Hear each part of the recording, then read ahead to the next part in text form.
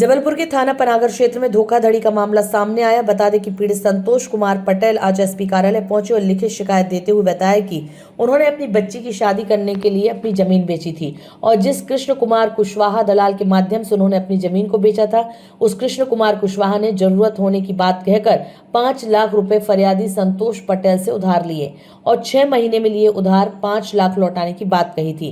लेकिन 6 महीने से ज्यादा का समय बीत जाने के बाद भी कृष्ण कुमार कुशवाहा ने अभी तक 5 लाख रुपए नहीं लौटाए, जिसको लेकर फरियादी ने आज एसपी कार्यालय में लिखित शिकायत देते हुए डीएसपी आकांक्षा उपाध्याय से गुहार लगाई कि उनके पैसे लौटाने में पुलिस उनकी सहायता करे, नहीं तो मैं आत्महत्या कर लूंगा। एसपी ऑफिस लिए आया हूं कि मेरे संग धोखाधड़ी करी गई।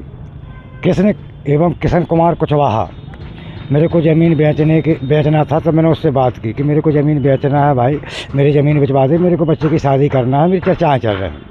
तो उसने कहा ठीक है। सौदा नहीं हो पाई, कम से कम 6 महीने करीब सौदा नहीं, उसके पहले मेरी बच्ची की तबीयत बिगड़ गई, तो मेरे को पैसे की ज़रूरत पड़ी। तो मैंने इससे बोला कि यार मेरे को 1 लाख रुपया ब्याज से दिलवा दे। तो इसने बोला कि यार ज़मीन गिरवी रखना पड़ेगा, पैसा मिल जाएगा। तो मैंने कहा ठीक है। तो मैंने ज़मीन गिरवी रखा, 1 लाख रुपया ब्याज से लिया मोतीलाल साहू से। इसने 1 लाख रुपया मेरे को दिलवाया, मैंने ब्याज सहित इसको 1.5 लाख रुपया दे दिया। और एक जो कागज़ लिखवा था, एग्रीमेंट लिखा था 13,50,000 का कि मान लो आप ये ब्याज सहित वापस कर दोगे, 1 लाख का ब्याज सहित वापस कर दोगे, तो ये कागज़ आपका फाड़ के मेक दिया जाएगा।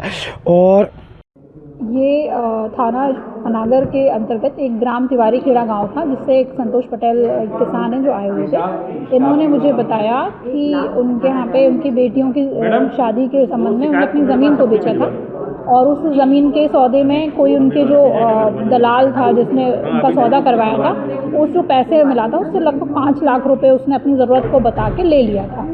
और इस संबंध में जो पैसे हैं वो वापस नहीं लौटा रहा है। कई बार उसके द्वारा बोला जा रहा है मैं अभी दे दूंगा तभी दे दूंगा, और अब शायद वो देने से भी मना कर रहा है। इस संबंध में उनकी कुछ लिखापड़ी भी हुई है, तो उनको बताया गया है कि अपने समस्त दस्तावेज लेकर थाना पनागर उपस्थित होंगे और उसकी वैधानिक जो जांच है वो की जाएगी। उसमें जो भी पुलिस उनकी मदद कर पाएगी और जो भी वैधानिक कार्रवाई होगी वो करेंगे।